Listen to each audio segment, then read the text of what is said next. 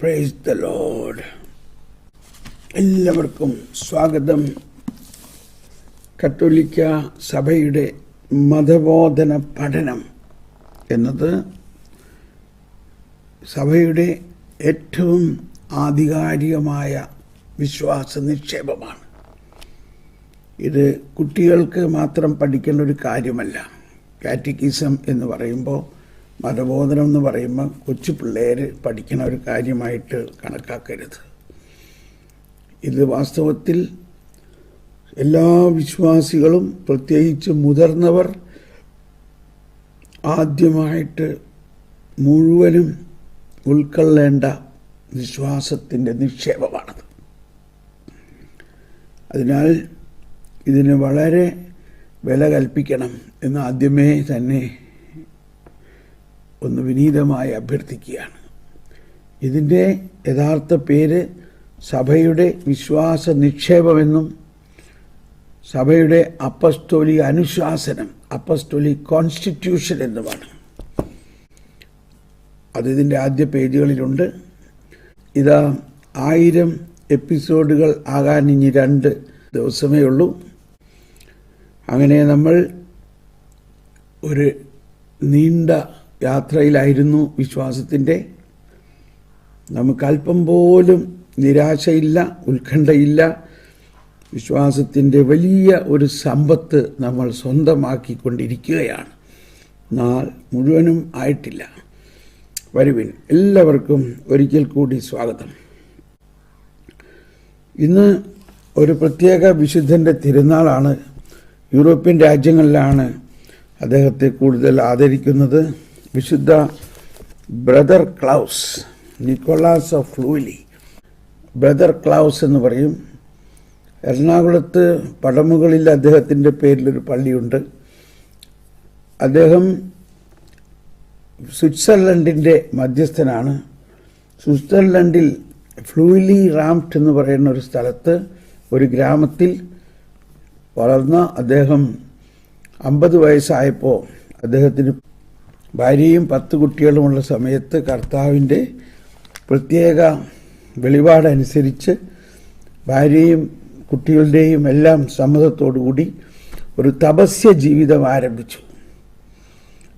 ആ തപസ്യ ജീവിതം ആരംഭിച്ചപ്പോൾ തന്നെ അദ്ദേഹത്തിന് ദൈവം കൊടുത്ത ഒരു കൃപ, ഭക്ഷണം വേണ്ട, മാസത്തിലൊരിക്കൽ മാത്രമുള്ള വിശുദ്ധ കുർബാന സ്വീകരിച്ചു. ഭക്ഷണം അദ്ദേഹത്തിന് കഴിക്കാൻ പറ്റുന്നില്ല, വിശപ്പില്ല.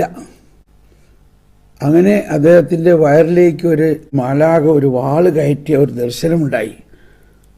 അപ്പോൾ അങ്ങനെ അദ്ദേഹം 20 വർഷം ഭക്ഷണം ഒന്നും കഴിക്കാതെ 50 മുതൽ 70 വരെയുള്ള വർഷം ജീവിച്ചു. സ്വിറ്റ്സർലൻഡിൽ പോകുന്നവരെല്ലാം അവിടെ ബ്രദർ ക്ലൗസിൻ്റെ ആ ചാപ്പലിലും അദ്ദേഹം താമസിച്ച സ്ഥലത്തും എല്ലാം പോകാറുണ്ട്. അങ്ങനെയുള്ള വലിയൊരു വിശുദ്ധൻ്റെ തിരുനാളാണ്. ഓക്കെ, അപ്പോൾ ഞാനിത് പറയാൻ കാരണം, നമ്മൾ ഇന്നലെ പറഞ്ഞു വിശുദ്ധ കുർബാനയുടെ അനുഭവം കൂടുതലുണ്ടാകുന്നതിന് ഞാൻ ചില വഴികൾ ഇന്നലെ പറഞ്ഞു. അങ്ങനെ നിങ്ങൾ ബലി അർപ്പിച്ചിട്ട് എനിക്കൊരു സന്ദേശം അയക്കാൻ പറഞ്ഞു. 2 പേരെ എനിക്ക് സന്ദേശം അയച്ചുള്ളൂ, 2 പേര്. അത് പറയാൻ പറഞ്ഞത്, ഞാൻ പറഞ്ഞത് നിങ്ങൾക്ക് മനസ്സിലായോ? അപ്പോൾ ഒരു കാര്യം മനസ്സിലായി. നിങ്ങൾ 2 പേര് എനിക്ക് മറുപടി തന്നതിൽ നിന്നും മനസ്സിലായി അവർക്കും കാര്യമായിട്ടൊന്നും മനസ്സിലായില്ല എന്നും, നിങ്ങളാരും മറുപടി അയക്കാതിരുന്നത് കൊണ്ട് എനിക്ക് മനസ്സിലായി നിങ്ങൾക്കും കാര്യം ശരിക്കും മനസ്സിലായില്ല. ഇത്രയും പഠിച്ച നിങ്ങൾ അതിനൊരു പ്രത്യുത്തരം തരുന്നില്ലെങ്കിൽ, അതുകൊണ്ട് ഒരു ക്ലാസ് ടീച്ചർ ഇങ്ങനെയൊക്കെ പറയാറുണ്ടല്ലോ, അതുകൊണ്ട് നിങ്ങൾ വിഷമിക്കേണ്ട. ടീച്ചർ എന്നുള്ള നിലയ്ക്ക് പഠിപ്പിക്കുന്ന ആൾ പറയണ കാര്യങ്ങൾ ഹോംവർക്ക് ചെയ്യാതെ നിങ്ങൾ വന്നാൽ പിന്നെ എങ്ങനെ നിങ്ങൾ പഠിക്കും?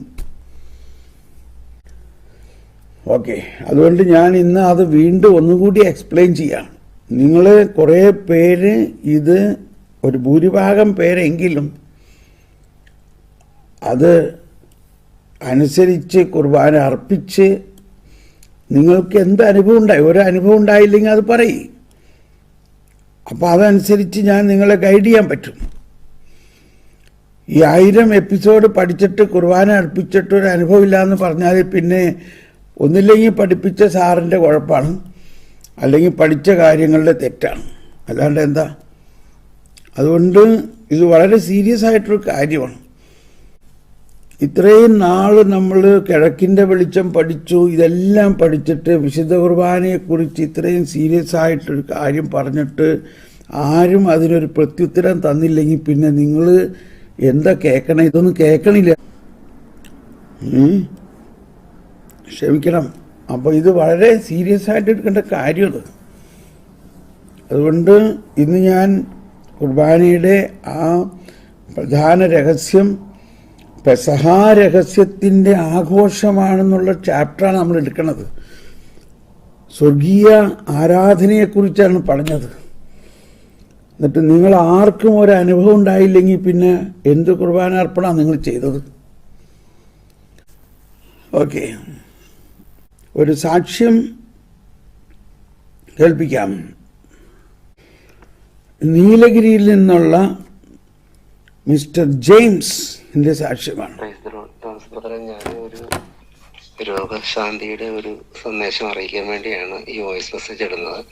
ഞാൻ നീലഗിരിയിൽ നിന്നും KJ ജെയിംസ്. കഴിഞ്ഞ 11/9/2024 അന്ന് നടന്ന മതപ്രബോധന ക്ലാസ് ആരംഭിക്കുന്നതിന് മുമ്പ് പ്രവചനം കഴിഞ്ഞുള്ള രോഗശാന്തി സന്ദേശത്തിൽ 3ാമത്തെ രോഗസൗഖ്യം കക്ഷത്തിലുള്ള മുഴ മാറുന്നു എന്ന് വെളിപ്പെടുത്തിയിരുന്നു. അത് എൻ്റെ ഭാര്യ ബീനയ്ക്കാണ് സൗഖ്യമായത്. ഞങ്ങൾ രണ്ടുപേരും ഒന്നിച്ചിരുന്നാണ് ആ ക്ലാസ് കേട്ടത്. അപ്പോൾ അതിൽ ആ രോഗശാന്തി പറഞ്ഞപ്പോൾ അത് ബീനയ്ക്ക് സൗഖ്യമായി. അപ്പോൾ അവൾ ഇന്നലെയാണ് അതെന്നോട് പറയുന്നത്. അപ്പോൾ സൗഖ്യം നൽകിയ കർത്താവിന് നന്ദി പറയുന്നു. കാരണം ഇതിനു മുമ്പ് എനിക്ക് ഒരു നെഞ്ചരിച്ചിലിൻ്റെ ഒരു ഭയങ്കര പ്രശ്നമായിരുന്നു. അതും ബ്രദറന്ന് രോഗശാന്തിയായിട്ട് പറഞ്ഞ കൂട്ടത്തിൽ നെഞ്ചരിച്ചിൽ മാറുന്നു എന്ന് പറഞ്ഞാൽ അതിൽ എനിക്ക് സൗഖ്യമായി. അത് ഞാൻ അറിയിച്ചിരുന്നു, ബ്രദർ ആ വോയിസ് ഇട്ടിരുന്നു. അപ്പോൾ ഇതും കൂടെ ഇപ്പം 2ാമത്തെ പ്രാവശ്യമാണ് കർത്താവ് ഞങ്ങൾക്ക് സൗഖ്യം തരുന്നത്. കർത്താവിന് നന്ദി പറഞ്ഞു, ഹൃദയം നിറഞ്ഞ് നന്ദി പറയുന്നു. ബ്രദർ തുടർന്ന് ഞങ്ങൾക്ക് വേണ്ടി പ്രാർത്ഥിക്കണമേ. ഞങ്ങളുടെ ബ്രദറിൻ്റെ എല്ലാ ക്ലാസ്സും പങ്കുകൊണ്ടുകൊണ്ടിരിക്കും. പക്ഷേ ഒരു സങ്കടം എന്ന് പറഞ്ഞാൽ ഇത് തുടങ്ങിയ കാലത്ത് ഞങ്ങൾക്ക് അറിയാതെ പോയി ബ്രദറെ. അത് ഭയങ്കര ഒരു ഫീലായി. എങ്കിലും ഇപ്പോഴെങ്കിലും ഞങ്ങൾ അറിഞ്ഞതിൽ സന്തോഷിക്കുന്നു. ബ്രദറിൻ്റെ എല്ലാ ക്ലാസ്സും കഴിയുന്നത്ര ഞങ്ങൾ അതിൽ പങ്കുകൊണ്ടുകൊണ്ടിരിക്കുകയാണ്. വളരെ മനോഹരമായ ക്ലാസ്. അത് പറയുന്നതൊക്കെ നല്ല കൃത്യമായിട്ട് മനസ്സിലാകുന്നുണ്ട്. അതാണ് അതിലെ ഏറ്റവും വലിയൊരു സന്തോഷം. Praise the Lord brother. Praise the Lord. Thank you മനെ. നമ്മൾ പ്രവചനത്തിനായിട്ട് കാതോർക്കുന്നു, പ്രവചനത്തിനായി പ്രാർത്ഥിക്കുക. പ്രവചനങ്ങൾ ബഹുമാനത്തോടെ സ്വീകരിക്കണം. പ്രവചനത്തെ സ്വീകരിക്കുന്നത് പരിശുദ്ധാത്മാവിനോടുള്ള വലിയ ഒരു നന്ദിയും ബഹുമാനവുമാണ്. പരിശുദ്ധാത്മാവിൻ്റെ ഏറ്റവും വലിയ പ്രവർത്തനമാണ് പ്രവചനവരം.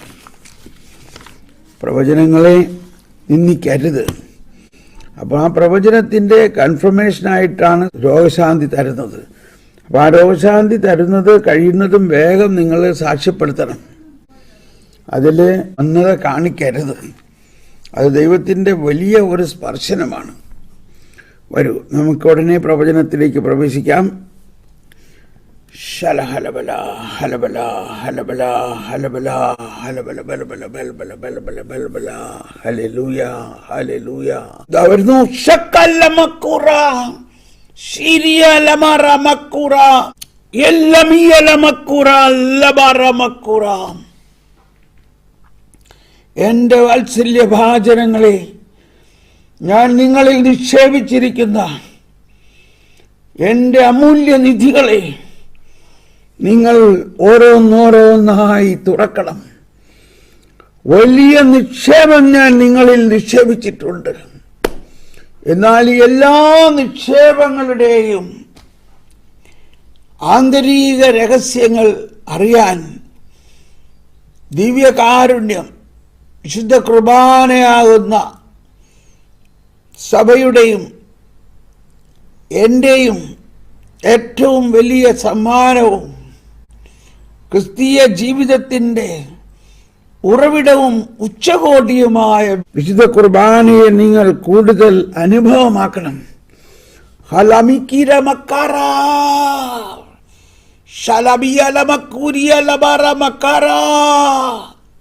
ഞാൻ മനുഷ്യനായി ജനിച്ചത് നിങ്ങളുടെ രക്ഷയ്ക്ക് വേണ്ടിയാണ്.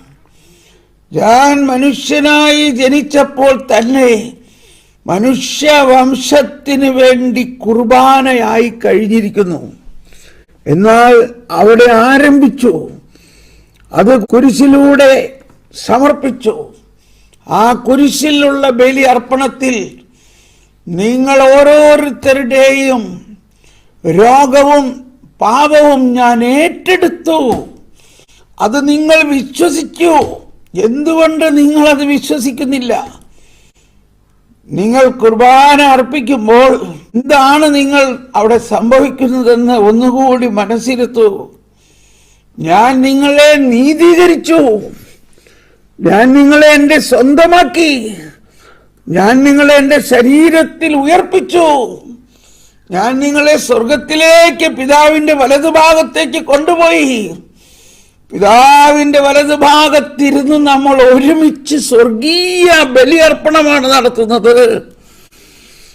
അത് നിങ്ങൾ ഒന്നുകൂടി മനസ്സിലാക്കൂ എൻ്റെ മക്കളെ.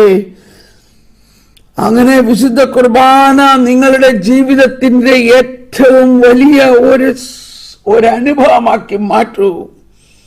ശലമാ ശലമറാ പിരാലിയലബറമറാ ശല്ലമക്കാരമാറാ. നിങ്ങളിലൂടെ എൻ്റെ ചൈതന്യം സഭ മുഴുവനിലും ഞാൻ പ്രസരിക്കും. നിങ്ങൾ 100-ലധികം ദിവസം കിഴക്കിന്റെ വെളിച്ചം പഠിച്ച് ധ്യാനിച്ചവരാണ്. എന്നിട്ട് ഇതിൽ കൂടുതൽ ഇനി നിങ്ങൾക്ക് എന്താ വേണ്ടത്? നിങ്ങൾക്കിതെല്ലാം ഞാൻ നൽകിയിട്ടുണ്ട്. അതെല്ലാം പറയുടെ കീഴിൽ വെക്കരുത്.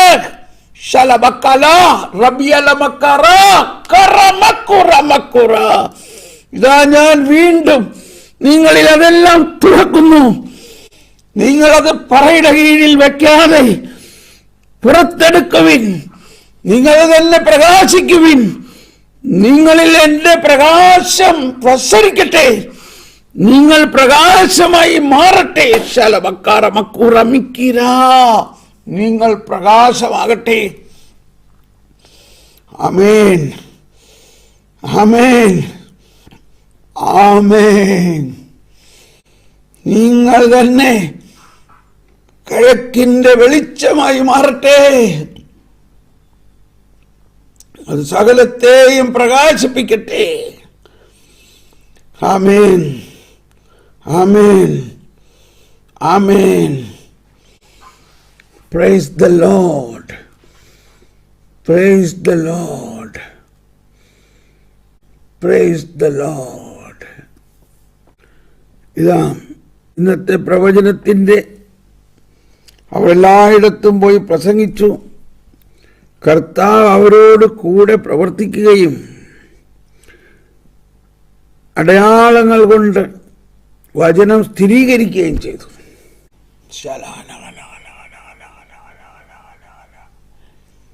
ഇപ്പൊ ആദ്യം കിട്ടുന്ന ഒരു അടയാളം ഇതാണ്.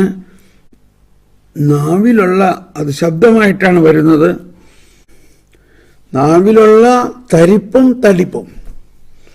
അതായത് നാവിലൊരു തടിപ്പുണ്ട്, പക്ഷെ അത് ഭയങ്കരമായിട്ട് ചൊറിഞ്ഞുകൊണ്ടിരിക്കുന്നു നാവ്. അത് കർത്താവ് എടുത്ത് മാറ്റുന്നു. രണ്ടാമത് നെറ്റിയിലൊരു തടിപ്പ്. അത് ചെറിയ കാര്യമാണെങ്കിലും കർത്താവിത അത് സൗഖ്യപ്പെടുത്തുന്നു. മൂന്നാമത് നെഞ്ച് ഭാഗത്തുള്ള വേദന.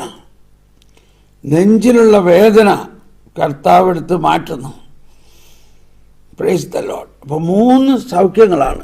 ഒന്ന് നാവിലുള്ള തടിപ്പും തരിപ്പും,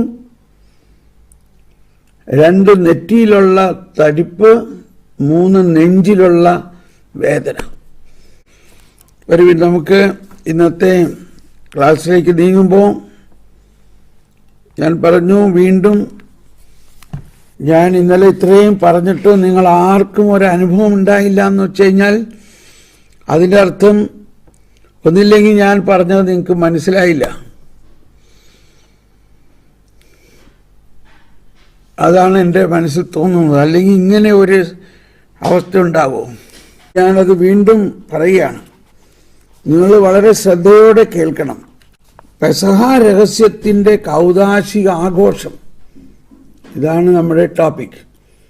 പെസഹ രഹസ്യത്തിൻ്റെ കൗദാശിക ആഘോഷം, അതിൽ സഭയുടെ ആരാധനാഘോഷം.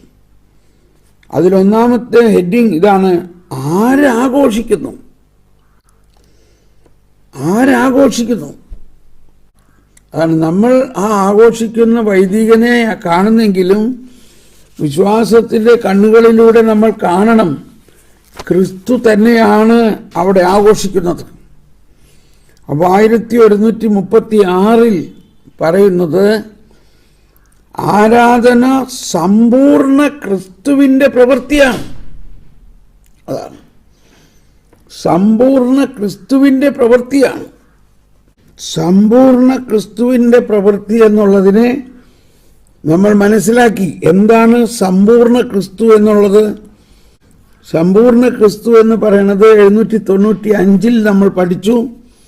സമ്പൂർണ്ണ ക്രിസ്തു എന്ന് പറയുന്നത് ക്രിസ്തുവും സഭയും കൂടി ചേർന്നതാണ്. ക്രിസ്തുവും സഭയും കൂടി ചേർന്നതാണ് സമ്പൂർണ്ണ ക്രിസ്തു. ക്രിസ്തുവും സഭയും. 795 വിശുദ്ധ അഗസ്തീനോസിന്റെ, അതായത് നമ്മളെല്ലാവരും ക്രിസ്തുവിൻ്റെ ശരീരവും ക്രിസ്തു ആ ശരീരത്തിൻ്റെ ശിരസ്സുമാണ്. അങ്ങനെ ക്രിസ്തുവും സഭയും 795, അങ്ങനെ ക്രിസ്തുവും സഭയും ഒന്നിച്ച് സമ്പൂർണ്ണ ക്രിസ്തുവായി തീരുന്നു.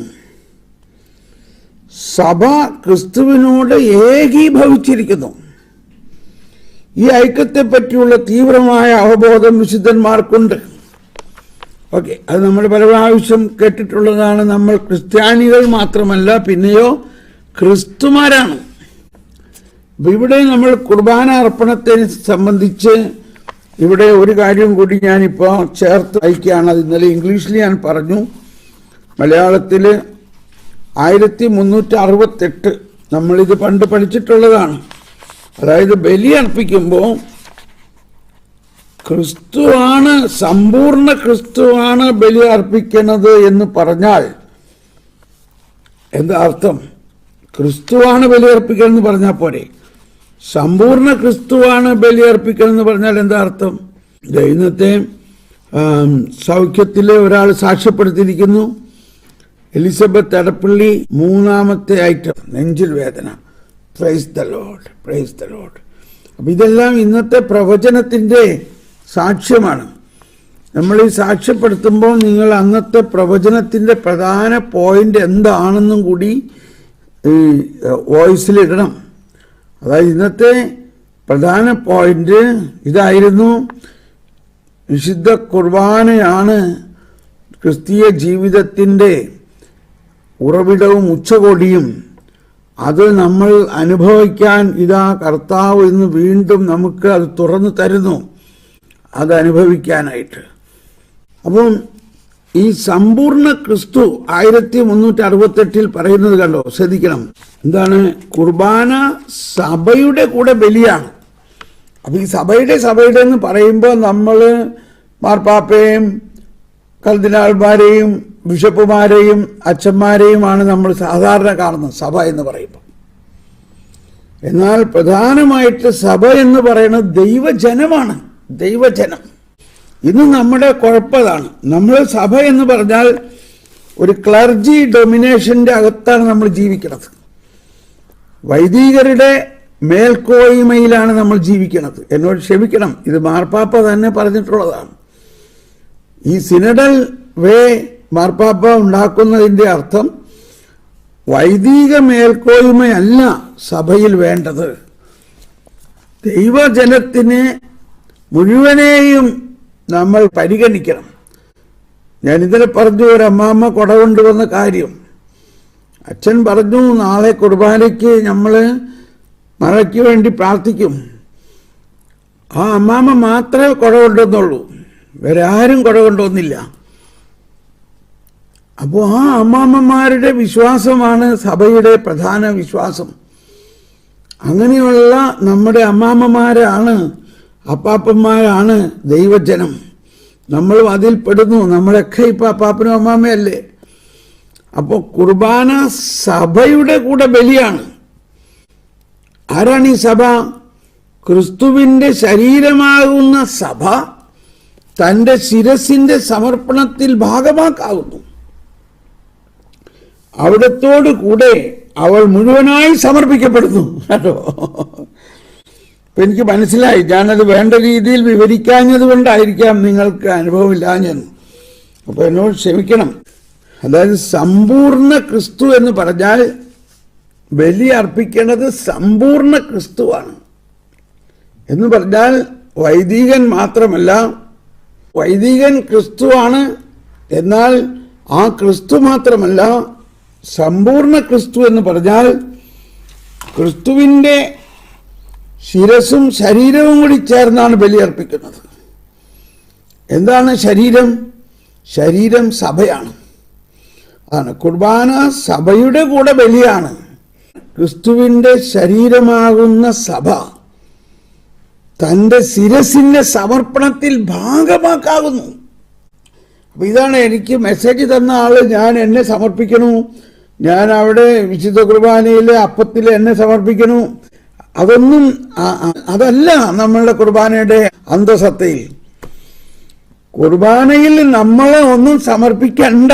വാസ്തവത്തിൽ നമ്മളും ക്രിസ്തുവും ചേർന്നുള്ള സഭ തന്നെയാണ് ഇവിടെ ബലിയർപ്പിക്കുന്നത്.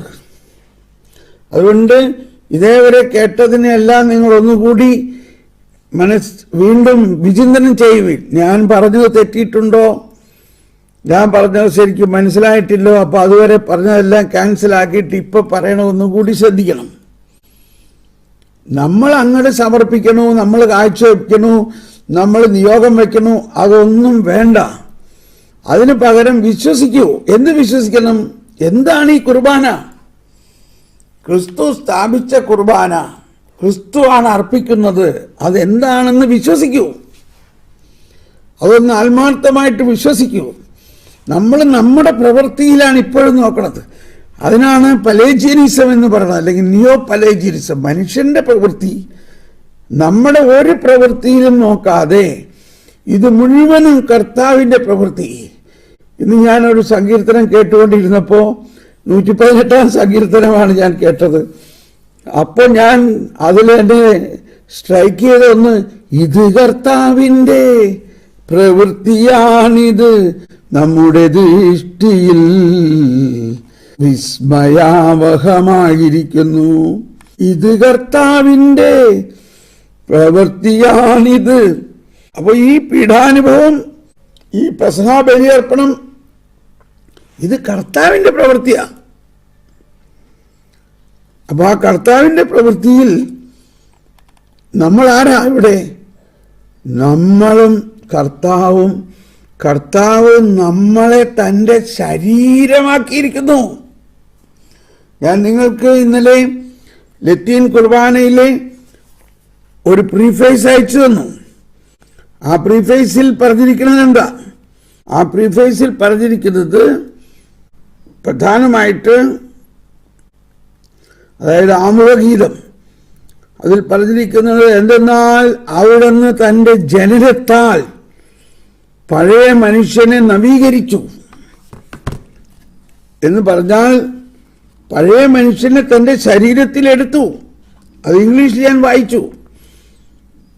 By his birth he brought renewal to humanity's fallen state.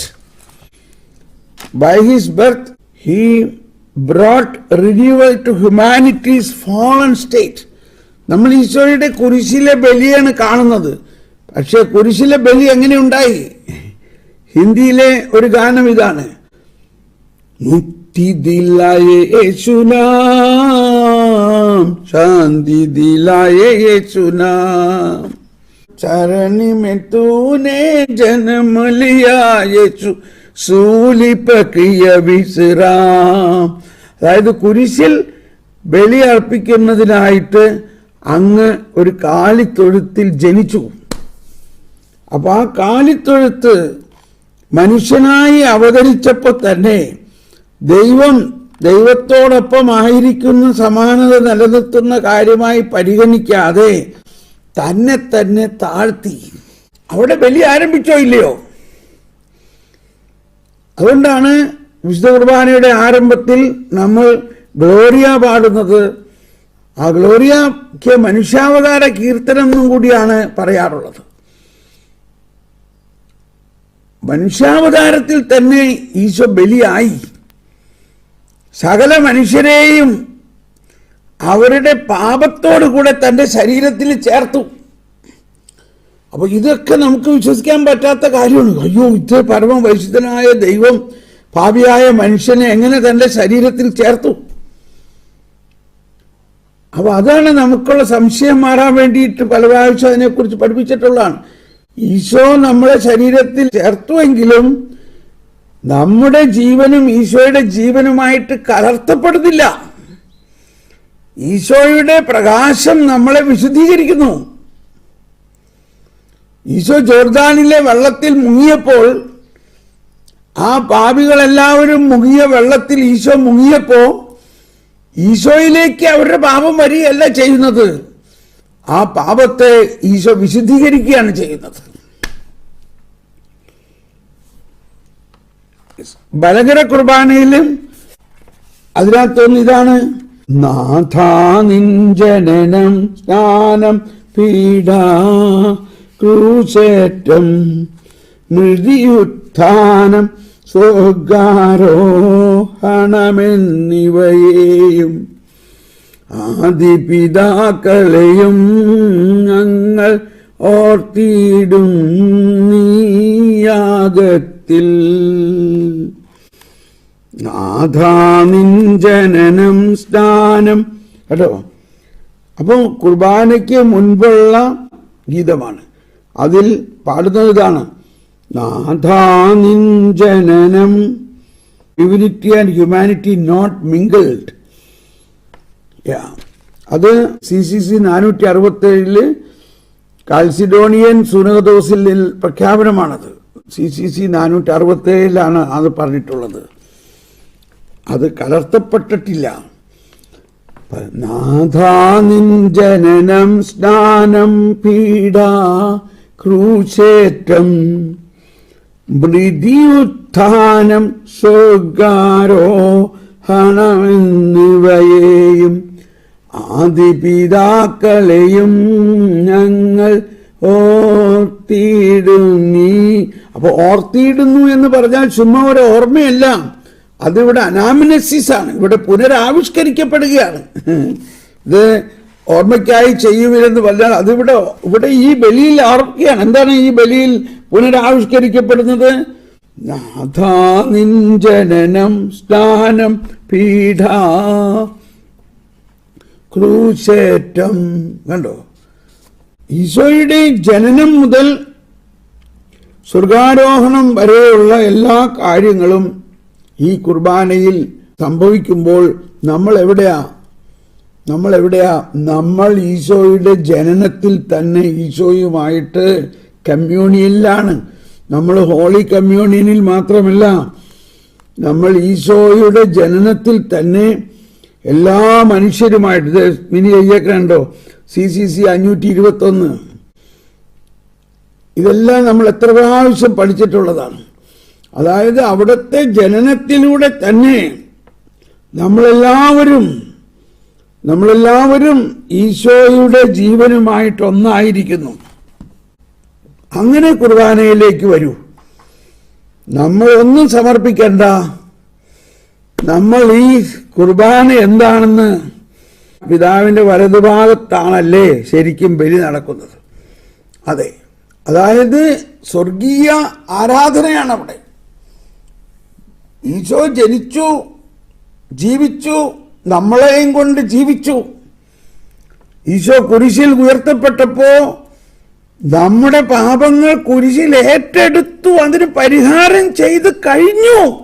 ഇതാണ് ദൈവനീതി എന്ന് പറയുന്നത്.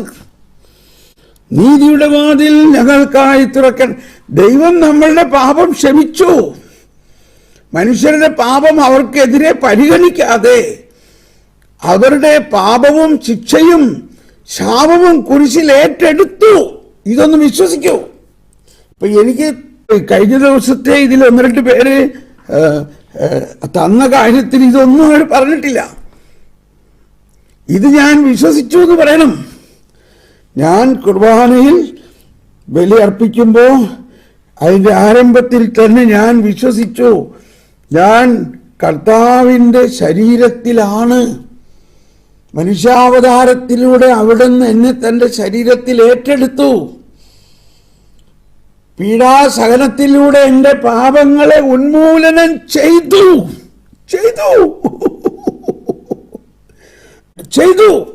അത് ഇനി നടക്കാൻ പോണ കാര്യമല്ല, നടന്നു കഴിഞ്ഞ കാര്യമാണ്.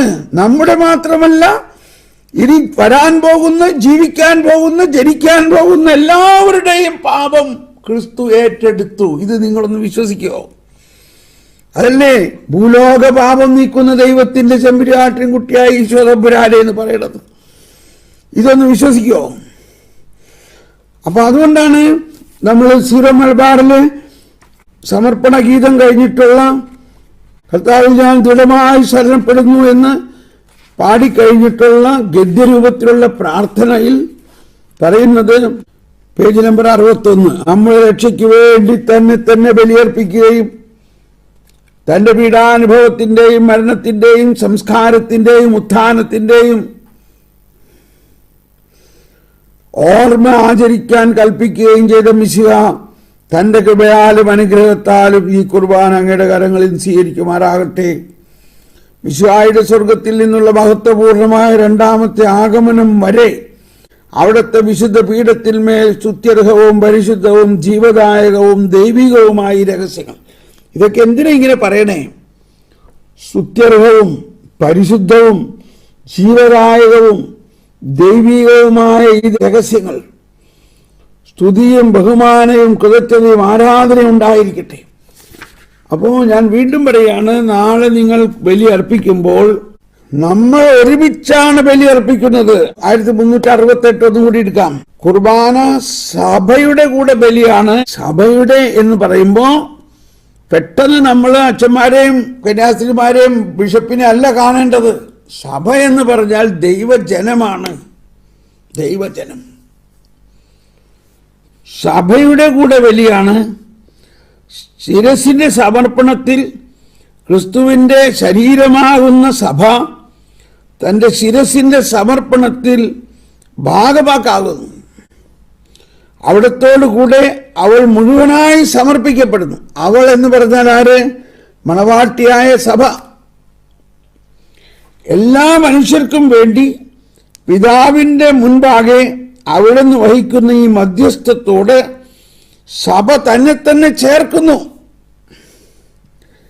അതാണ് സീറോ മലബാറിൽ നമ്മൾ മിശിഹാ കർത്താവിൻ തിരുമേയ് നിണവും ഇതാ എന്ന് പറയുമ്പോൾ ഈ മിശിഹാ കർത്താവിന്റെ തിരുമേയ് നിണം എന്ന് ഇവിടെ പറയുന്നത് ആ അർപ്പിക്കുന്ന അപ്പവും വീഞ്ഞും മാത്രമല്ല, സഭയാണ്. സഭയെ മിശിഹാ കർത്താവിൻ തിരുമേയ് നിണവും ഇതാ പാവന ബലിപീഠേ. അപ്പൊ ഈ കുരിശ് ഇങ്ങനെ കൈപിടിച്ചിരിക്കുന്നതിന്റെ അർത്ഥം ഈശോ കുരിശിൽ ആണ് ഇത് അർപ്പിച്ചത്. ആ അർപ്പണത്തിൽ ഈശോ കുരിശ് സ്വീകരിച്ചു. അതായത് മനുഷ്യരുടെ പാപങ്ങൾക്കെല്ലാം പരിഹാരം ഈശോ ചെയ്തു. നമ്മുടെ പരിഹാരം നമ്മൾ മുട്ടുകുത്തി അഴയണം, നമ്മൾ കല്ലുമ കുത്തണം, ഇങ്ങനെയൊക്കെയുള്ള ചില ഇത് തലയിൽ വെച്ചുകൊണ്ട് നമ്മൾ നടക്കണത്. നമ്മൾ എന്തെല്ലാം പരിഹാരം ചെയ്തോ പക്ഷെ അതെല്ലാത്തിനും വാലിഡിറ്റി ഉണ്ടാവുന്നത് ഈശോയുടെ പരിഹാരത്തോടത് ചേർക്കുമ്പോഴല്ലേ. എന്തോരം ആളുകളാണ് കഷ്ടപ്പെടുന്നത്. ശബരിമലയിൽ പോകുന്ന ആളുകളുടെ മാതിരി നമ്മൾ കഷ്ടപ്പെടുന്നുണ്ടോ? പക്ഷെ എന്താ പ്രശ്നം? അവർ യേശുവിന്റെ ബലിയോട് അത് ചേർക്കുന്നില്ല. എന്നാൽ നമ്മൾ മല കയറുമ്പോഴും നമ്മുടെ കുടുംബ ജീവിതത്തിലെ പ്രശ്നങ്ങളും എല്ലാം ഈശോയുടെ ബലിയോട് ചേർക്കുകയാണ് ഇവിടെ. അതാണ് 1368 വളരെ പ്രധാന കാര്യം. ഇവിടെ കേട്ടോ, കുർബാനയിൽ ക്രിസ്തുവിന്റെ ബലി അവിടുത്തെ ശരീരത്തിന്റെ അവയവങ്ങളുടെ ബലിയായിത്തീരുന്നു. ആരാണ് അവയവങ്ങൾ? നമ്മൾ ഓരോരുത്തരും, എല്ലാ മനുഷ്യരും. വിശ്വാസികളുടെ ജീവിതവും അവരുടെ സ്തുതിയും സഹനവും പ്രാർത്ഥനയും അധ്വാനവും എല്ലാം ക്രിസ്തുവിൻ്റെതിനോട് അവിടുത്തെ സമഗ്ര സമർപ്പണത്തോട് ചേർക്കപ്പെടുന്നു. അങ്ങനെ അവ പുതിയ മൂല്യം കൈവരിക്കുന്നു. കണ്ടോ, നമ്മൾ അനുഭവിച്ചു കൊണ്ടിരിക്കുന്ന എല്ലാ കഷ്ടതകളും സഹനവും പാപവും സകലതും അവിടുത്തെ സമഗ്ര സമർപ്പണത്തോട് ചേർക്കപ്പെട്ടു. അങ്ങനെ അതിന് പുതിയ മൂല്യം കൈവരിക്കുന്നു. മൂല്യം, അതിന് പുതിയ വില വരുന്നു. അൾത്താരയിൽ സന്നിഹിതമായിരിക്കുന്ന ക്രിസ്തുവിന്റെ ബലി ക്രിസ്ത്യാനികളുടെ എല്ലാ തലമുറകൾക്കും, കണ്ടോ, ക്രിസ്ത്യാനികളുടെ എല്ലാ തലമുറകൾക്കും ക്രിസ്തുവിന്റെ സമർപ്പണത്തോട് തങ്ങളെ തന്നെ ചേർക്കാൻ സാധ്യത നൽകുന്നു. ഭൂഗർഭ ശ്മശാനങ്ങളിൽ സഭ പ്രാർത്ഥിച്ചുകൊണ്ടിരുന്ന ഒരു സ്ത്രീയായി മിക്കപ്പോഴും ചിത്രീകരിക്കപ്പെട്ടിരുന്നു. സഭ പ്രാർത്ഥിച്ചുകൊണ്ടിരുന്ന ഒരു സ്ത്രീ, അവളുടെ കൈകൾ പ്രാർത്ഥനാരൂപത്തിൽ നീട്ടപ്പെട്ടിരിക്കുന്നു. ക്രിസ്തു കുരിശിൽ തന്റെ കൈകൾ വിരിച്ചു പിടിക്കുന്നത് പോലെ അവൾ അവനിലൂടെ, അവനോടുകൂടെ, അവനിൽ ഉണ്ടോ, through him with him in him, അവനിലൂടെ, അവനോടുകൂടെ, അവനിൽ തന്നെ സമർപ്പിക്കുകയും എല്ലാ മനുഷ്യർക്കും വേണ്ടി മധ്യസ്ഥം വഹിക്കുകയും ചെയ്യുന്നു. ഓക്കെ, ഇനി വീണ്ടും നമുക്ക് 1137 വരാം. 1137. അപ്പൊ ഇത് 1136 ഇപ്പൊ പറഞ്ഞത്. ആരാധന സമ്പൂർണ്ണ ക്രിസ്തുവിന്റെ പ്രവൃത്തിയാണ് എന്ന് പറഞ്ഞാൽ ക്രിസ്തുവും മനുഷ്യവംശം മുഴുവനുമാകുന്ന സഭയുടെ മുഴുവൻ പ്രവൃത്തിയാണ്. സഭയും കൂടി ചേർന്നുള്ള പ്രവൃത്തിയാണ്. ഓക്കെ, അടയാളങ്ങൾ കൂടാതെ ഇപ്പോൾ അത് ആഘോഷിക്കുന്നവർ സ്വർഗീയ ആരാധനയിലാണ്. അവിടെ ആഘോഷം പൂർണ്ണമായും സംസർഗവും ഉത്സവവുമാണ്, സ്വർഗീയ ആരാധന. അപ്പൊ ഇതാണ് ഞാൻ രണ്ടാമത് പറഞ്ഞത്. നമ്മൾ ആരംഭം മുതലേ തന്നെ മനസ്സിലാക്കേണ്ടത്, ഈശോ മിശിഹ ഇതെല്ലാം നടത്തി സ്വർഗത്തിലേക്ക് പോയി സ്വർഗത്തിലിരുന്നു കൊണ്ട് ഈ ആരാധന ആഘോഷപൂർവ്വം നടത്തുന്നതിൽ ഇവിടെ ഭൂമിയിലിരുന്ന് നമ്മൾ പങ്കാളിയാവുന്നു, നമ്മൾ അതിനോട് ചേരുന്നു. അതാണ് മറ്റൊരു പ്രധാന കാര്യം നമ്മൾ മനസ്സിലാക്കേണ്ടത്. ഇനി 1137 വിശുദ്ധ യോഹന്നാൻ എഴുതിയതും സഭയുടെ ആരാധനക്രമത്തിൽ വായിക്കപ്പെട്ടതുമായ വെളിപാട് പുസ്തകം നമുക്ക് ആദ്യം വെളിപ്പെടുത്തുന്നു. സ്വർഗത്തിലൊരു സിംഹാസനം, സിംഹാസനത്തിൽ ഇരിക്കുന്നവൻ കർത്താവായ ദൈവം. ആരാണ് സിംഹാസനം ഇരിക്കുന്ന കർത്താവായ ദൈവം? വധിക്കപ്പെട്ടതുപോലെ നിൽക്കുന്ന കുഞ്ഞാട്. എന്നിട്ട് ഇവിടെ എഴുതിയിരിക്കുകയാണ്, ക്രൂശിക്കപ്പെടുകയും ഉത്ഥിതനാവുകയും ചെയ്ത ക്രിസ്തു. ആരാണ് ആ കുഞ്ഞാട്? ക്രൂശിക്കപ്പെടുകയും ഉത്ഥിതനാവുകയും ചെയ്ത ക്രിസ്തു. ഇതെല്ലാം സംഭവിച്ചു കഴിഞ്ഞു. അവൻ നമ്മുടെ പാപങ്ങൾക്ക് വേണ്ടി കുരിശിൽ തറയ്ക്കപ്പെട്ടു. അപ്പൊ നമ്മുടെ പാപത്തെ കുരിശിൽ തറച്ചുവോ? കുരിശിൽ തറച്ചോ? എവിടെയാ എഴുതിയേക്കണേ?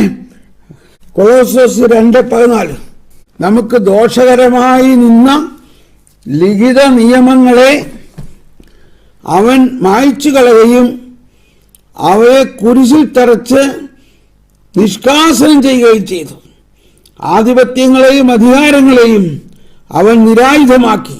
അവൻ കുരിശിൽ അവയുടെ മേൽ വിജയം ആഘോഷിച്ചുകൊണ്ട് അവയെ പരസ്യമായി അവഹേളനാപാത്രങ്ങളാക്കി. നമുക്ക് ദോഷകരമായിരുന്ന ലിഖിത നിയമങ്ങൾ. എന്താ ലിഖിത നിയമം നമുക്ക് ദോഷകരം? അത് ആർക്കും അനുസരിക്കാൻ പറ്റിയിരുന്നില്ല. കാരണം നിയമം തന്നുകൊണ്ട് അത് അനുസരിക്കാൻ പറ്റില്ല. നിയമത്തിലൂടെ അല്ല നമ്മൾ അനുസരിക്കേണ്ടത്, യേശുക്രിസ്തുവിലുള്ള വിശ്വാസത്തിലൂടെയാണ്. യേശുക്രിസ്തുവിലുള്ള വിശ്വാസത്തിലൂടെ ആണ് നമ്മൾ രക്ഷിക്കപ്പെടുന്നത്. അതുകൊണ്ട് നിങ്ങൾ ഓരോരുത്തരും എനിക്ക് ഒരു ഫീഡ്ബാക്ക് തരുമ്പോൾ എനിക്ക് മനസ്സിലാകും എന്താ നിങ്ങൾക്ക് മനസ്സിലാകാത്തതെന്ന്. ഞാൻ അതിന് നിങ്ങൾക്ക് മനസ്സിലാക്കി തരാം. ബിഗസ്റ്റ് പോയിന്റ് ഈസ് നീതിയുടെ കാലം. എന്താണ് നീതി എന്ന് പറയുന്നത്? ഇതും മിസ്അണ്ടർസ്റ്റാൻഡിങ് ആകാം.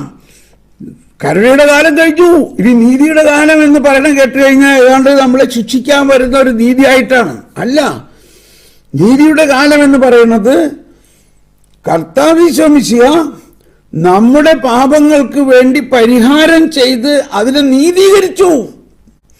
ഇനി നമുക്ക് ശിക്ഷയില്ല. അതാണ് ദൈവനീതി.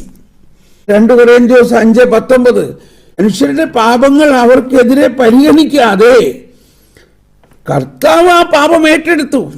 അല്ലെങ്കിൽ എല്ലാവരും പറഞ്ഞത് കരുണയുടെ കാലം കഴിഞ്ഞു, ഇനി നീതിയുടെ കാലമാണ്. അതുകൊണ്ട് നമ്മളെയൊക്കെ കോടതിയിൽ കയറ്റി ശിക്ഷിക്കാൻ പോണ മാതിരിയാണ്. അതല്ല നീതി. നീതി എന്നത് ദൈവസ്നേഹത്തിന്റെ ആർജവത്വമാണ്. കരുണയേക്കാൾ വലുതാണ് നീതി. എന്താണ്?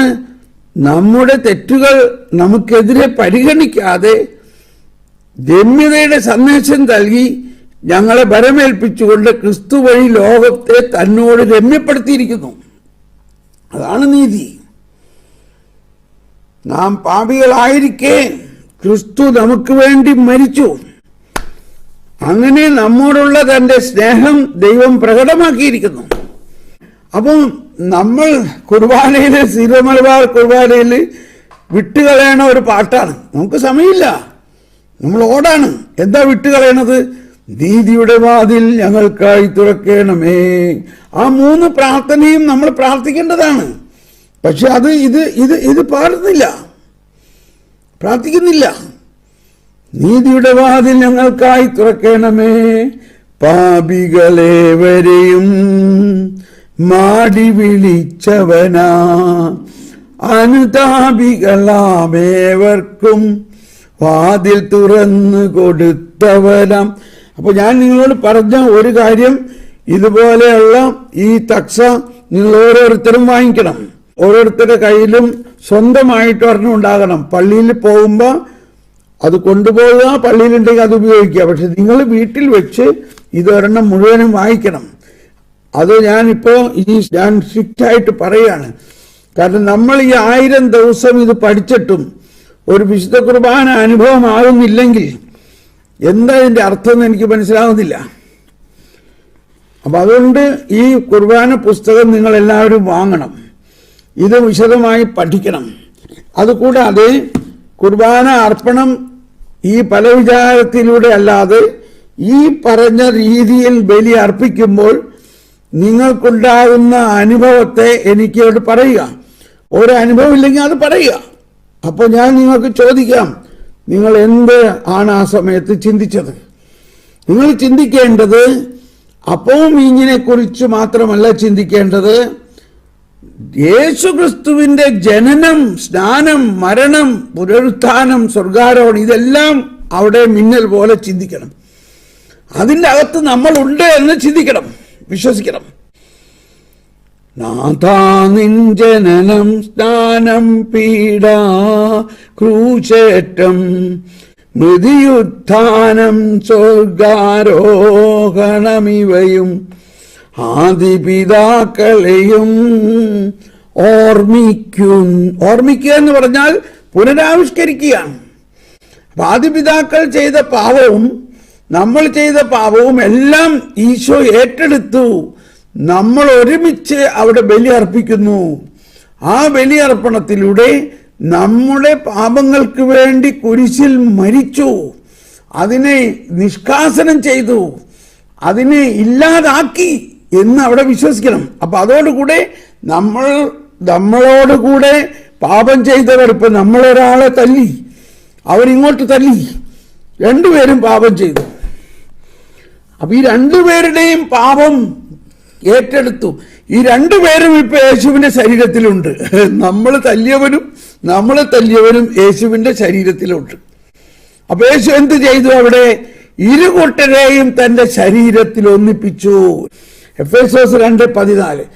അത് പല അർത്ഥത്തിലാണ്. ഒന്ന്, വിജാതീയരെയും സജാതീയരെയും ഈശോ ഒന്നിപ്പിച്ചു. അതായത് യഹൂദർ വിചാരിച്ചിരുന്നത് അവർക്ക് വേണ്ടി മാത്രമാണ് രക്ഷ എന്നാണ്. എന്നാൽ കർത്താവ് അവരെയും വിജാതീയരെയും തന്റെ ശരീരത്തിൽ ഒന്നിപ്പിച്ചു. എന്ന മാതിരി ഇരുകൂട്ടരെയും നമ്മൾ ആരോടെല്ലാം വെറുപ്പും വിദ്വേഷവും വെക്കുന്നുവോ അവരെല്ലാം ക്രിസ്തുവിന്റെ ശരീരത്തിലുണ്ട് എന്നൊന്ന് വിശ്വസിക്കൂ. ആരോടെല്ലാം നമ്മൾ വെറുപ്പും വിദ്വേഷവും വെക്കുന്നോ അവരെല്ലാം ക്രിസ്തുവിന്റെ ശരീരത്തിലുണ്ട്. നമ്മുടെ എതിരാളികളെയും ക്രിസ്തു തന്റെ ശരീരത്തിൽ ആക്കിയിരിക്കുന്നു. നമ്മളെ അപഹസിക്കുന്നവരെയും നമ്മളോട് എന്തെല്ലാം തിന്മ ചെയ്യുന്നവരും എല്ലാം ക്രിസ്തുവിന്റെ ശരീരത്തിലുണ്ട്. അതുകൊണ്ട് ഈ ബലിയർപ്പണത്തിലൂടെ ക്രിസ്തു എല്ലാവരെയും നീതീകരിച്ചിരിക്കുന്നു. ഇനി നമുക്ക് മറ്റൊരു ബലി അർപ്പിക്കല്ല, ഈ ബലിയിലൂടെ നമ്മുടെ സകല തിന്മകൾക്കും പരിഹാരം ചെയ്തിരിക്കുന്നു എന്ന് വിശ്വസിക്കണം. എന്ന് വിശ്വസിച്ചുകൊണ്ട് ആ വിശ്വാസ പ്രമാണവും അത് കഴിഞ്ഞിട്ട് ശേഷമുള്ള പ്രാർത്ഥനകളൊക്കെ എല്ലാം അപ്പോൾ ശരിക്കും അർത്ഥം മനസ്സിലാവും. അതാണ് ക്രൂശിക്കപ്പെടുകയും ഉത്ഥിതനാവുകയും ചെയ്ത ക്രിസ്തു. അപ്പോൾ ഇവിടെ ഇത്തിരി 2 വാക്കുകൾ. പക്ഷേ ഈ ക്രൂശിക്കപ്പെടുന്നതിൽ എന്ത് സംഭവിച്ചു? മനുഷ്യവംശത്തിന്റെ സകല പാപത്തെയും തന്റെ കുരിശിലെടുത്തു, അതിനെ മോചിപ്പിച്ചു, കുഴിച്ചിട്ടു, കഴിഞ്ഞു. ഇനി ഉയർത്തു യേശു. ആ ഉയർത്ത യേശുവിലാണ് ഇപ്പൊ നമ്മൾ എവിടെയാ? നമ്മൾ മരിച്ചുയർത്ത യേശുവിൽ നമ്മുടെ പാപങ്ങൾ കൊണ്ട് മരിച്ചു, നമ്മളെ ഉയർപ്പിച്ച് പുതിയ ജീവൻ നൽകി, നമ്മളെയും കൊണ്ട് സ്വർഗത്തിലേക്ക് എഴുന്നള്ളി, സ്വർഗത്തിന്റെ വലതു ഭാഗത്തിരുന്നു കൊണ്ട് ഈശോ ബലി അർപ്പിക്കുന്നു. അതാണ് ഇവിടെ അർപ്പിക്കണ ബലി. സ്വർഗത്ത് പിതാവിന്റെ വലതു ഭാഗത്തിരുന്നു കൊണ്ട് ഈശോ നിത്യനാം പുരോഹിതനായി ഈശോ സ്വർഗീയ ആരാധന നടത്തുന്നു. അപ്പോൾ യഥാർത്ഥ വിശുദ്ധ സ്ഥലത്ത് ഏക പ്രധാന പുരോഹിതൻ സമർപ്പിക്കുകയും സമർപ്പിക്കപ്പെടുകയും. അപ്പൊ ഈ പുരോഹിതൻ സമർപ്പണം നടത്തുക മാത്രമല്ല ചെയ്തത്, തന്റെ ശരീരത്തെ തന്നെ even all sicknesses are cut off from the family tree. Yes, ഏക പ്രധാന പുരോഹിതൻ സമർപ്പിക്കുകയും സമർപ്പിക്കപ്പെടുകയും ചെയ്യുന്നു, നൽകുകയും നൽകപ്പെടുകയും ചെയ്യുന്നു. ഒരേ വ്യക്തി. അവസാനമായി ഇതാ അതിന്റെ ഫലം എന്തുണ്ടായി? ഇതാ സിംഹാസനത്തിൽ നിന്നൊരു നദി ഒഴുകുന്നു, പരിശുദ്ധാത്മാവ്. ആ പരിശുദ്ധാത്മാവിനിൽ നമ്മൾ പൂരിതമാകുന്നു. അതാണ് എപ്പിക്ലേസിസ്, റുഹാഷണ പ്രാർത്ഥന. ആ റുഹാഷണ പ്രാർത്ഥന ഈ ബലിയർപ്പണത്തിന് ശേഷം, കുഞ്ഞാടിന്റെ സ്വർഗത്തിലുള്ള ബലിയർപ്പണത്തിന് ശേഷം നമ്മളെല്ലാവരും പരിശുദ്ധാത്മാവിനാൽ പൂരിതരാകുന്നു. ഉത്തിതനായ കർത്താവ് വീണ്ടും വരുമ്പോൾ നമ്മളെല്ലാവരെയും തന്റെ ഉത്തിത ശരീരത്തിൽ, ഉത്തിതമായ ശരീരം പോലെ നമ്മളെ രൂപാന്തരപ്പെടുത്തുന്നു. അതിന്റെ അച്ചാരമായിട്ട് നമ്മൾ ഇപ്പോൾ വിശുദ്ധ കുർബാനയിൽ തന്റെ ശരീര രക്തങ്ങൾ സ്വീകരിക്കുന്നു. അതുകൊണ്ട് ഇത് നിങ്ങൾ ശരിക്ക് കേൾക്കാൻ സാധിച്ചില്ലെങ്കിൽ വീണ്ടും കേട്ട്, ഈ ക്ലാസ് കൂടുന്ന എല്ലാവരും നാളെ അല്ലെങ്കിൽ നാളെ ബലിയർപ്പിച്ചില്ലെങ്കിൽ ഈ ഞായറാഴ്ചയെങ്കിലും ഈ ബോധ്യത്തിൽ ബലിയർപ്പിച്ച് എനിക്ക് റിപ്പോർട്ട് തരണം. കാരണം കത്തോലിക്ക സഭയിലാണെങ്കിലും നമ്മളിപ്പോഴും ഒരു കുർബാന ശരിക്കും അർപ്പിക്കാൻ പറ്റണില്ലെങ്കിൽ എന്ത് വിശ്വാസം നമ്മുടെ ആലോചിച്ച് നോക്കി. അത്രയ്ക്ക് അധപ്പതിച്ച ഒരവസ്ഥയാണ് നമ്മുടെ. ഞാനിത് കുറ്റം പറയാനല്ല, നമ്മൾ നന്നാവണോ? ഈ 1000 ക്ലാസ് കൂടിയ നമ്മൾ നന്നായില്ലെങ്കിൽ പിന്നെ ആരാ നന്നാവണേ? നമ്മൾ മറ്റുള്ളവരെ കുറ്റം പറഞ്ഞിട്ട് എന്ത് കാര്യം? അതുകൊണ്ട് ഇത് നിങ്ങൾ വളരെ വലിയ റെസ്പോൺസിബിലിറ്റി ആയിട്ട് എടുക്കണം. വിശുദ്ധ കുർബാനയാണ് ക്രിസ്തീയ ജീവിതത്തിന്റെ ഉറവിടവും ഉച്ചകോടിയും എന്നെല്ലാം വാക്കുകൊണ്ട് പറഞ്ഞാൽ പോരാ. അത് നമ്മുടെ ജീവിതത്തിൽ അനുഭവിച്ചിട്ടുണ്ടോ? അനുഭവമാക്കണം. അത് ഞാൻ പോസിറ്റീവായിട്ട് ഞാൻ നിങ്ങളോട് സ്നേഹത്തിൽ പറയുകയാണ്. ഞാൻ അത് നിങ്ങളെ അനുഭവിപ്പിക്കാം. ഗ്യാരണ്ടി ചെയ്യാണ് ഞാൻ നിങ്ങളെ അനുഭവിപ്പിക്കാം. അതുകൊണ്ട് നിങ്ങൾക്ക് ആത്മാർത്ഥമായിട്ട് അനുഭവമാവുന്നില്ലെങ്കിൽ എന്നോട് പറഞ്ഞോളൂ, ഞാൻ അതിന് സഹായിക്കാം. അതാണ് എൻ്റെ ജോലി, ഞാൻ സഹായിക്കാം. അങ്ങനെ നമ്മൾ ആ കുർബാന അനുഭവമാകുകയാണെങ്കിൽ അപ്പം ബാക്കിയുള്ളതിലെല്ലാം നമുക്ക് അനുഭവങ്ങൾ മാറും. നമുക്കിവിടെ നിർത്താം. കർത്താവേ നന്ദി, പ്രൈസ് യു ലോർഡ്. യേശുവേ സ്തോത്രം, യേശുവേ നന്ദി, പരിശുദ്ധാത്മാവേ നന്ദി. Hallelujah, hallelujah, hallelujah, hallelujah. അതുകൊണ്ട് എല്ലാവരും, ഈ ക്ലാസ് കേട്ടവരെല്ലാവരും ഇതിന് വേണ്ടി പരിശ്രമിച്ച് നിങ്ങളുടെ സംശയങ്ങൾ മാറ്റി നമ്മളെല്ലാവരും ശക്തമായ ഒരനുഭവത്തിലേക്ക് വരണം. അതുകൊണ്ട് ഞാൻ നിങ്ങളോട് പറഞ്ഞത് വിഷമമായെങ്കിൽ എന്നോട് ക്ഷമിക്കണം. ഞാൻ നിങ്ങളെ സ്നേഹം കൊണ്ട് പറഞ്ഞതാണ്. അതുകൊണ്ട് നാളെ മുതൽ നമ്മൾ ബലിയർപ്പണത്തിൽ ഇതുപോലെ ശ്രദ്ധിച്ച് ബലിയർപ്പിച്ച് ഓരോരുത്തർക്കും എന്താണ് ബുദ്ധിമുട്ടുണ്ടായെന്ന് എന്നെ അറിയിക്കുക. ഞാൻ നിങ്ങളെ സഹായിക്കാം. എല്ലാവർക്കും നന്ദി. God bless you, bless you, bless you.